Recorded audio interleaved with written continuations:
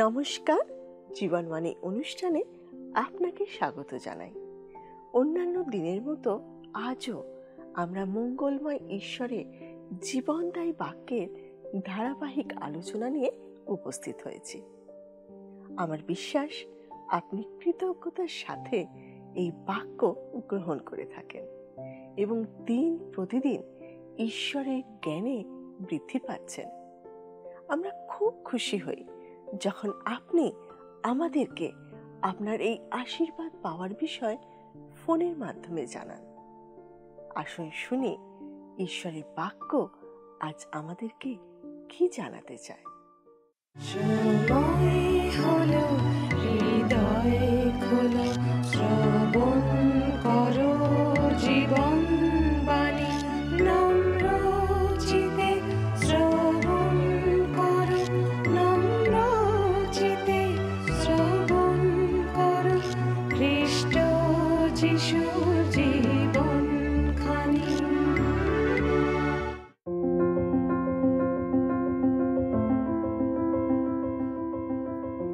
বেশ কিছুদিন ধরে আমরা পবিত্র বাইবেলের পুরাতন নিয়মের জিরোমীয় ভাববাদী পুস্তকটি থেকে আলোচনা করছি। বর্তমানে আমরা এই পুস্তকের প্রায় শেষ পর্যায়ে এসে পৌঁছেছি। এর আগে আমরা পর্যায়ক্রমে 44 অধ্যায় পর্যন্ত আলোচনা করেছি, আর আজকে থেকে 45 থেকে 48 অধ্যায় পর্যন্ত আলোচনা করব। যারা প্রতিদিন আমাদের সঙ্গে এই অনুষ্ঠানে আছেন তারা জানেন যে এই পুস্তকের 3টি মুখ্য চরিত্র, প্রথমত ইসরায়েল জাতি, দ্বিতীয়ত তাদের সৃষ্টিকর্তা ঈশ্বর এবং তৃতীয় ঈশ্বরের মুখপাত্র জিরোমীয় ভাববাদী। যিশয় ভাববাদীর প্রায় 100 বছর পর জিরোমীয় ভাববাদীর আবির্ভাব ঘটে। যিশয় ভাববাদী অসুরীয়দের হাত থেকে জেরুসালেমকে রক্ষা করতে পেরেছিলেন, আর জিরোমীয় বাবিলের হাত থেকে জেরুসালেমকে রক্ষা করার অনেক চেষ্টা করেছিলেন, কিন্তু তিনি ব্যর্থ হয়েছিলেন। ইতিহাস বলে জিরোমীয় ভাববাদী হওয়ার আহ্বান পান 626 খ্রিস্টপূর্বাব্দে। জেরুসালেম আংশিকভাবে ধ্বংস হয়ে 606 খ্রিস্টপূর্বাব্দে। এরপরেও 597 খ্রিস্টপূর্বাব্দে আরেকবার জেরুসালেমের উপরে আক্রমণ হয় এবং সবশেষে 586 খ্রিস্টপূর্বাব্দে জেরুসালেম সম্পূর্ণরূপে ধূলিসাৎ হয় এবং আগুনে পুড়িয়ে দেওয়া হয়। আমরা দেখেছি পবিত্র শহর জেরুসালেমকে রক্ষা করার জন্য ঈশ্বর বারবার যিহুদি জাতিকে সচেতন করছেন, কিন্তু তারা তাদের কুপথ থেকে ফিরে আসেনি। তারা ঈশ্বরের বাক্যকে তুচ্ছ করেছিল, তাই বাবিলের দ্বারা তারা ধ্বংস হয়েছিল। যিশয় ভাববাদীর প্রেক্ষাপট ছিল অসুরীয় সাম্রাজ্য, আর জিরোমীয় ভাববাদীর প্রেক্ষাপট বাবিলন। জিহুদার চারদিকে সেই সময় 3টি শক্তিধর দেশের মধ্যে ক্ষমতার লড়াই চলছিল: আসিরীয়, বাবিল এবং মিশর। প্রায় 300 বছর ইউফ্রেটিস নদীর উত্তর উপত্যকার অসুরীয়রা ক্ষমতা বিস্তার করেছিল। তাদের রাজধানী ছিল নিনবী, কিন্তু বর্তমানে জিরোমীয় সময়ে ইউফ্রেটিস নদীর দক্ষিণ উপত্যকার বাবিল সাম্রাজ্য ক্রমেই শক্তিশালী হয়ে উঠছিল। আর প্রায় 1000 বছর আগে নীল নদের উপত্যকায় গড়ে ওঠা মিশর সবথেকে শক্তিশালী দেশ ছিল। এখন মিশর দুর্বল হয়েছে, অসুরীয়রাও দুর্বল হয়েছে, কিন্তু বাবিলের ক্ষমতা বেড়ে চলেছে। যদিও মিশর তখনও তাদের আশা ছাড়েনি, তারাও আগ্রাসী ছিল। আর জিরোমীয় ভাববাদীর কার্যকলাপের মাঝামাঝি সময়ে বাবিলীয়রা অসুরকে সম্পূর্ণ ধ্বংস করে। ইতিহাস বলে সেটা 607 খ্রিস্টপূর্বাব্দ। এবং তার 2 বছর পর কর্কমিশের যুদ্ধে 605 খ্রিস্টপূর্বাব্দে মিশরকে পরাজিত করে এবং প্রায় 70 বছর ধরে বাবিল তাদের ক্ষমতা ধরে রাখে। আর এই 70 বছর ইহুদিরা বিভিন্ন দেশে ছিন্ন ভিন্ন হয়ে বন্দি দশায় কাটায়। এর আগে আমরা আলোচনা করেছি জিরোমীয় ভাববাদী পুস্তকটির বিভিন্ন বিবরণ সময় অনুযায়ী পরপর নেই। কিছু পরের বার্তা আগে আছে, আবার কিছু আগের বার্তা পরে চলে গেছে। আমরা জানি এগুলি মৌখিকভাবে দেওয়া হয়েছিল। হয়তো অনেক বছর ধরে এগুলো মৌখিকভাবেই ঘোষিত হয়েছিল। অনেক পরে সেগুলোকে ঈশ্বরের আদেশে জড়ানো পুস্তকে লেখা হয়। পুরনো স্মৃতি থেকে পরপর লেখা বেশ কঠিন ছিল, তাই অনেক ক্ষেত্রে নির্দিষ্ট সময়ের উল্লেখ আছে, আবার অনেক ক্ষেত্রে নির্দিষ্ট সময়ের কোনো উল্লেখ নেই। কিন্তু তা সত্ত্বেও বিভিন্ন ঐতিহাসিক তথ্য থেকে আমরা বিষয়গুলিকে পরপর সাজাতে পারি, সেটা অন্য বিষয়। কিন্তু এই পুস্তকের যে মূল বিষয় হলো তা হলো ইসরায়েল জাতির অবাধ্যতা এবং তার শাস্তিস্বরূপ সেই জাতিকে বন্দি দশায় প্রেরণ করা। শুধু তাই নয়, ঈশ্বর বারবার প্রতিজ্ঞা করেছেন যদিও তিনি তাদের বন্দি দশায় পাঠাচ্ছেন, তথাপি তিনি একদিন তাদের নিজ দেশে ফিরিয়ে আনবেন। আমরা এক্ষেত্রে অনেকবার আলোচনা করেছি, অবাধ্য ইসরায়েল জাতির মতো মানব জাতিও ঈশ্বর বিমুখ, তাই তাদের জীবনে একইভাবে ধ্বংস আসতে চলেছে। কিন্তু তিনি প্রতিজ্ঞা করেছেন যারা তার কাছে সমর্পিত তাদের উদ্ধারের ব্যবস্থা তিনি করেছেন আমাদের প্রভু যীশু খ্রিস্টের মাধ্যমে। আজকে আমরা 45 অধ্যায় থেকে 48 অধ্যায় পর্যন্ত যে বিষয়গুলি দেখব তা হলো বিভিন্ন জাতির জন্য জিরোমীয় ভাববাদীর মাধ্যমে ঈশ্বরের ভাববাণী। আসুন পাঠ করি 45 অধ্যায়ের প্রথম 3 পদ। আপনার কাছে বাইবেল থাকলে আমার সঙ্গে খুলুন জিরোমীয় ভাববাদীর পুস্তক 45 অধ্যায় প্রথম 3 পদ। যোশিয়ের পুত্র জিহুদা রাজ জিহোয়াকিমের ৪র্থ বৎসরে যখন নেরিয়ের পুত্র বারুক এই সমস্ত কথা জিরোমীয়র মুখে শুনিয়া পুস্তকে লিখিলেন, তখন জিরোমীয় ভাববাদী তাহাকে এই কথা কহিলেন, হে বারুক, সদাপ্রভু ইসরায়েলের ঈশ্বর তোমার বিষয়ে এই কথা কহেন, তুমি বলিয়াছ, হায় হায় ধিক আমাকে, কেননা সদাপ্রভু আমার ব্যথার উপরে দুঃখ যোগ করিয়াছেন, আমি কোকাইতে কোকাইতে শ্রান্ত হইয়াছি, কিছু মাত্র বিশ্রাম পাইতেছি না। বারুক জিরোমীয় ভাববাদীর বন্ধু এবং কিছুদিনের জন্য তার সহকারী হিসেবে কাজ করেছেন। তিনি ভাববাণীগুলি জিরোমীয় ভাববাদীর হয়ে জড়ানো পুস্তকে লিখেছিলেন এবং সেগুলিকে রাজা জিহোয়াকিমের কাছে পাঠিয়েছিলেন। জিহোয়াকিম সেই পুস্তক একটু একটু করে কেটে আগুনের মধ্যে ফেলে দিয়েছিলেন। যখন জিরোমীয় বন্দী ছিলেন এবং ঈশ্বরের আদেশে অনাথ হতে একখণ্ড জমি কিনেছিলেন, তখন সেই জমি কেনার জন্য প্রয়োজনীয় কাগজপত্র সইসাবুত করতে এবং বিভিন্ন জায়গায় তা পৌঁছে দিতে বারুক তাকে সাহায্য করেছিলেন। আর শেষে জেরুজালেম ধ্বংস হওয়ার পর জিরোমীয় ভাববাদীর সাথে তাকেও মিশরে যেতে বাধ্য করা হয়েছিল। আমরা যে অংশটা পাঠ করলাম সেখানে বারুক সম্বন্ধে যে ভাববাণী করা আছে তা জিহোয়াকিমের সময়ের ঘটনা, কিন্তু বিবরণটি এই শেষ পর্যায়ে দেওয়া হয়েছে। এর পিছনে হয়তো কোনো কারণ আছে, অর্থাৎ ঈশ্বর তাকে আগেই জানিয়ে দিয়েছিলেন যে তিনি যদি জিরোমীয়র সাথে থাকেন তাহলে তার কি হতে পারে। জিহুদার অবশিষ্টাংশের সাথে মিশরে যাওয়ার জন্য যখন তাকে বাধ্য করা হয়েছিল, তখন এই বিষয়টা তাকে উৎসাহ দিয়েছিল। সেই সময় জিহুদার অবস্থা খুবই শোচনীয় ছিল, কিন্তু যা আগামী দিনে ঘটতে যাচ্ছে তা আরও শোচনীয়। জিহোয়াকিমের পরে জিহুদার অবস্থা আরও ভয়ঙ্কর হতে চলেছে, তা ঈশ্বর বারুককে জানিয়েছিলেন। 4 পদে লেখা আছে, আসুন দেখি 4 পদ। তুমি তাহাকে এই কথা বলো, সদাপ্রভু এই কথা কহেন, দেখো আমি যাহা গাঁথিয়াছি তাহা আমি ভাঙিয়া ফেলিব, যাহা রোপণ করিয়াছি তাহা আমি উৎপাটন করিব, আর এই সমগ্র দেশে উহা করিব।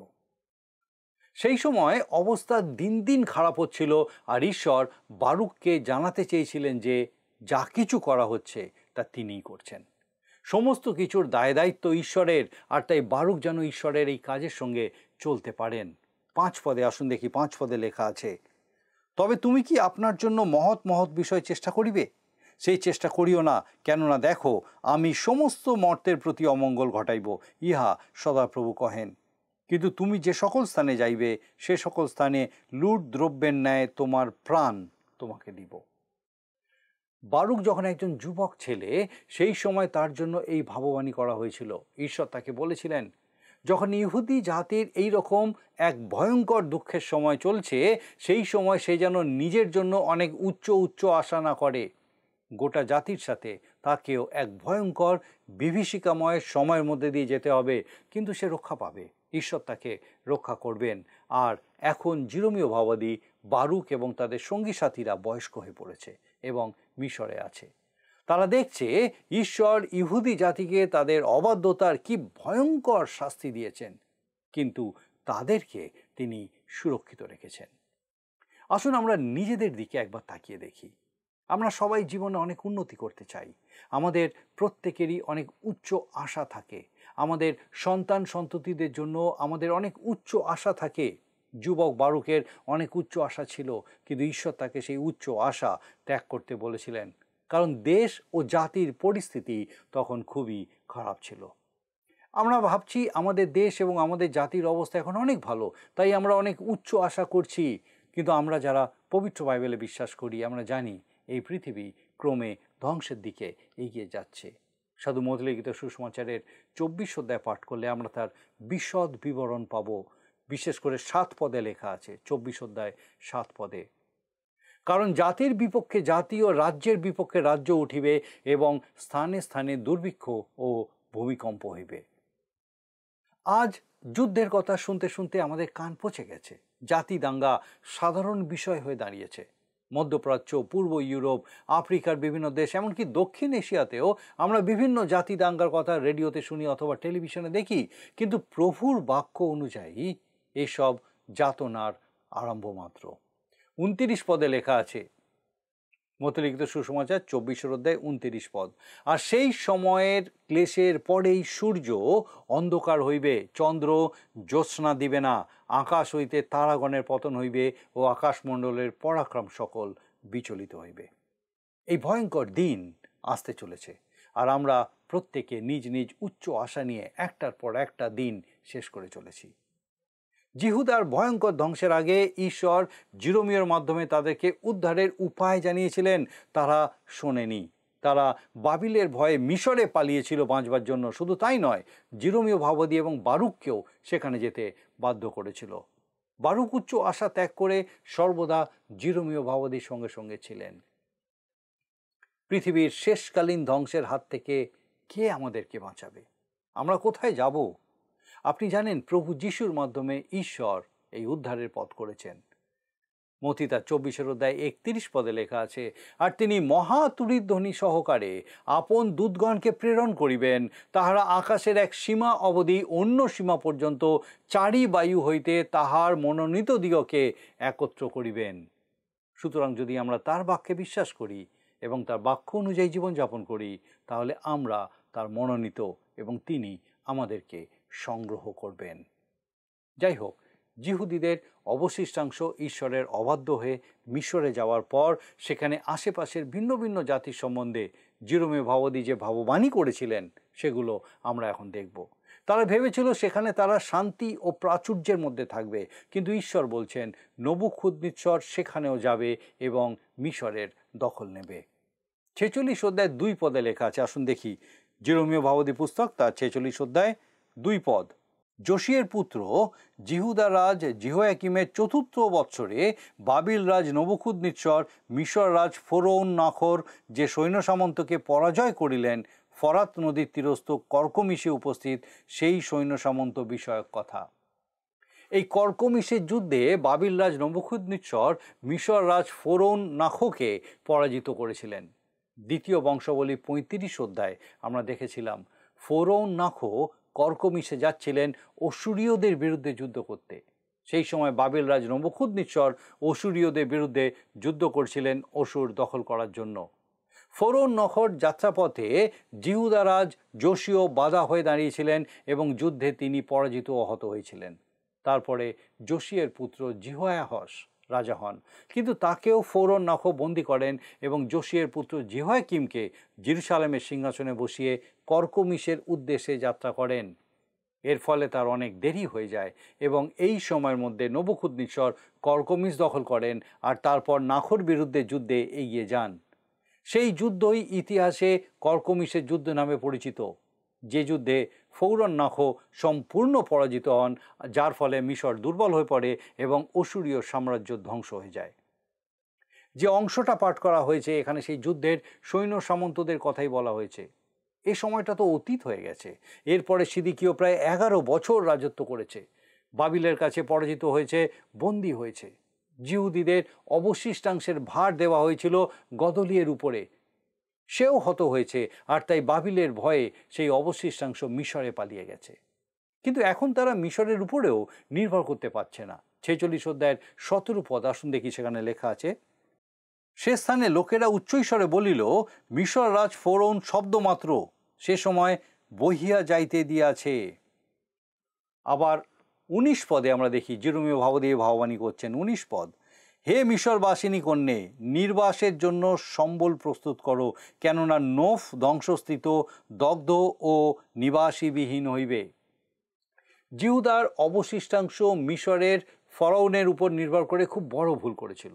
তাদের উচিত ছিল ঈশ্বরের উপর নির্ভর করা, ঈশ্বরকে বিশ্বাস করা এবং তার বাধ্য হওয়া। যাই হোক, এই সব কিছু সত্ত্বেও জিরোমীয় ভাওবাদী আশার কথা শুনিয়েছেন। 27 এবং 28 পদ, আসুন দেখি আমরা পড়ি 46 অধ্যায় 27 এবং 28 পদ। কিন্তু হে আমার দাস যাকব, তুমি ভয় করিও না, হে ইসরায়েল নিরাশ হইও না, কেননা দেখো আমি দূর হইতে তোমাকে, বন্দিত্ব দেশ হইতে তোমার বংশকে নিস্তার করিব।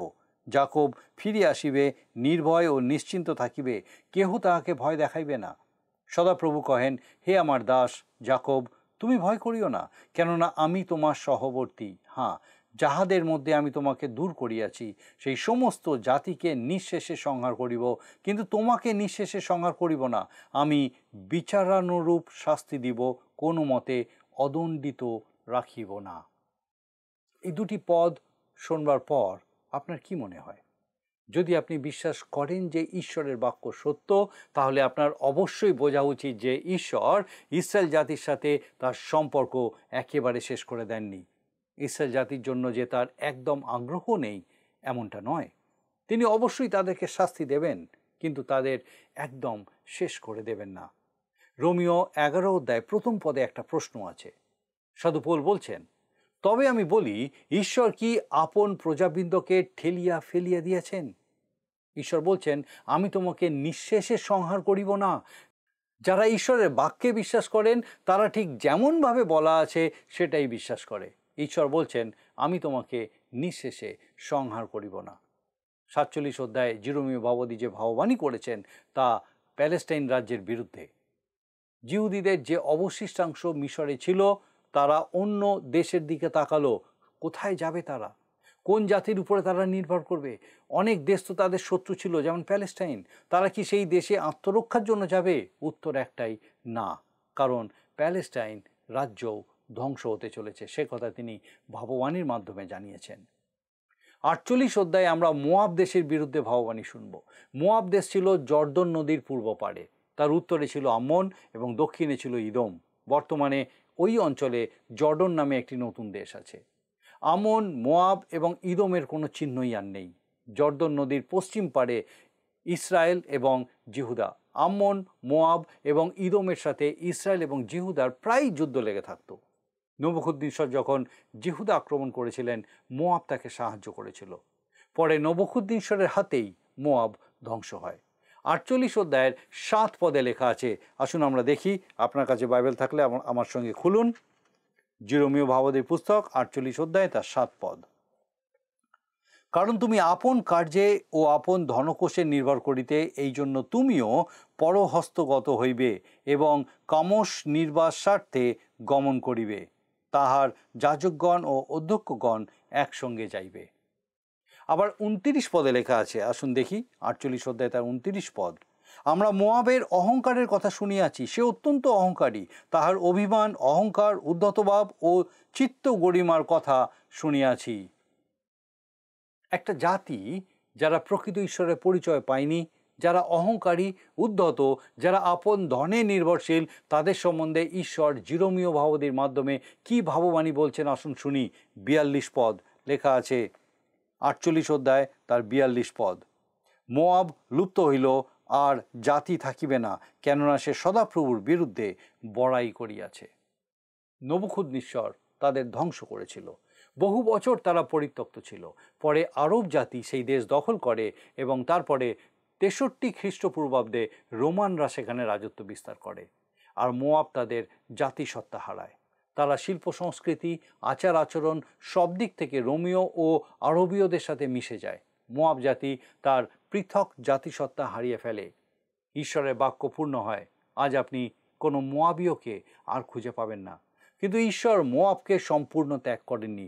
47 পদে তিনি বলছেন, দেখুন লেখা আছে, কিন্তু শেষকালে আমি মোয়াবের বন্দিদশা ফিরাইব, ইহা সদাপ্রভু কয়েন। মোয়াবের বিচারের কথা এই পর্যন্ত। ঈশ্বরের বাক্য বিফল হবে না। শেষকালে অর্থাৎ প্রভু যিশুর 1000 বছরের রাজত্বে মোয়াব অবশ্যই থাকবে।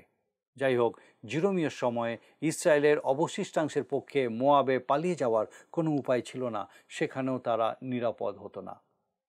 আমাদের আজকের আলোচনায় আমরা দেখতে পেলাম শুধু ইহুদি জাতি নয়, অন্যান্য জাতির প্রতিও জিরোমীয় ভাববাদীর মাধ্যমে ঈশ্বর বার্তা পাঠিয়েছিলেন। বিশেষত মোয়াবের অহংকার ও অর্থনির্ভরতার জন্য তাদের নাম তিনি মুছে ফেলেছেন। তাই আমরা সচেতন হই যেন আমরা অহংকারী ও অর্থনির্ভরশীল না হয়ে পড়ি। সর্ববিষয়ে আমরা যেন জীবন্ত ঈশ্বরের উপর নির্ভর করতে পারি এবং তার প্রতিজ্ঞা অনুযায়ী শেষকালীন ধ্বংসের হাত থেকে রক্ষা পাই। ঈশ্বর আমাদের প্রত্যেককে আশীর্বাদ করুন।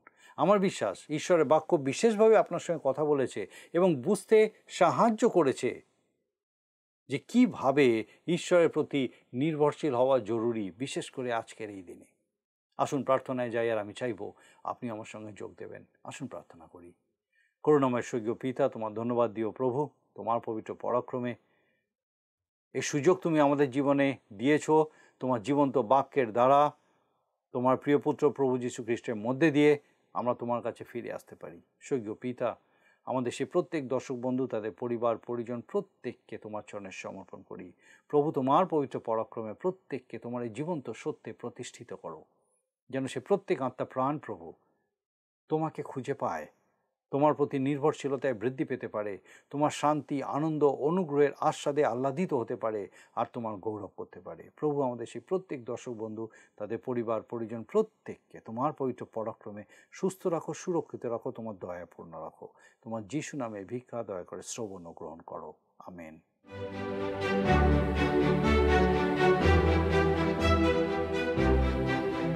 আপনি যদি আমাদের এই অনুষ্ঠান বা পুরাতন সম্প্রচারগুলি আবারও দেখতে চান, তাহলে আমাদের অফিসিয়াল ইউটিউব চ্যানেলটি সাবস্ক্রাইব করুন। ভালো লাগলে ভিডিওটি লাইক করুন এবং আপনার বন্ধু বান্ধবদের সাথে শেয়ার করুন। আর অবশ্যই আপনার মতামত কমেন্ট সেকশনে জানান। আমরা সারাদিন অনেক কথা শুনি আর অনেক কিছু দেখিও। তার মধ্যে কোনো কোনো বিষয় আমাদের মনে দাগ কাটে, আমরা তা মনে রাখি। সেই রকমই কোনো বিষয় কি আজ আপনার মনে কথা বলেছে? কোনো বিষয় কি আজ আপনার খুব ভালো লেগেছে? আজকের আলোচনার মধ্যে এমন কিছু পেয়েছেন যা আপনার জীবনের জন্য খুব দরকারি? সেই বিষয়টা আমাদের জানালে আমরাও আপনার সঙ্গে ঈশ্বরকে ধন্যবাদ দিতে পারব। আসুন না আজকের দিনে প্রশ্নটা শুনে নিই।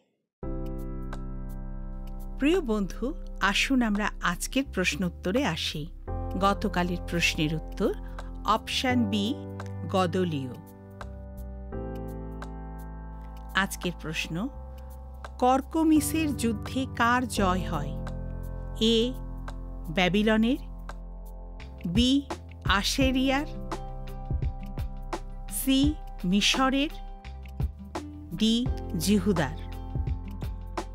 প্রিয় বন্ধু, এই প্রশ্নের উত্তর আগামীকাল সন্ধ্যা 6টার মধ্যে option A, B, C, D সহকারে আপনার নাম ও সম্পূর্ণ ঠিকানা সহ 9433497235 এই নম্বরে SMS বা লিখে পাঠাবেন।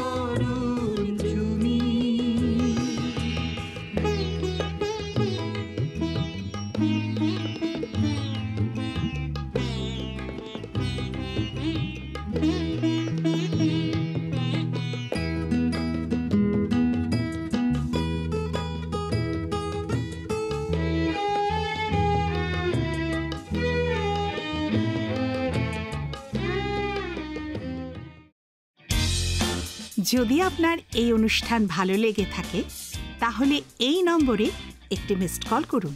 তাহলে আপনি পরের বারে বিজয়ী হতে পারেন।